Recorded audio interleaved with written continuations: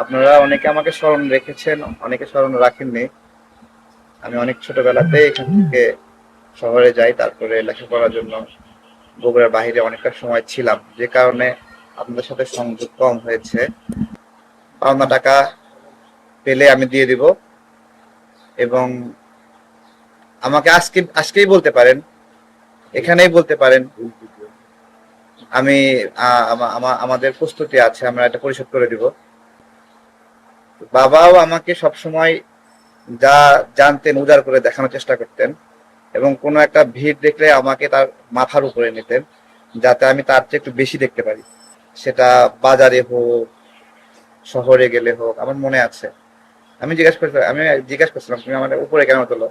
তুমি যেন আমার চেয়ে একটু বেশি দেখো। ঠিক আছে, তো সবাই দোয়া করবেন, আর হলো ভুল ভ্রান্তি হলে ক্ষমা করে দিবেন।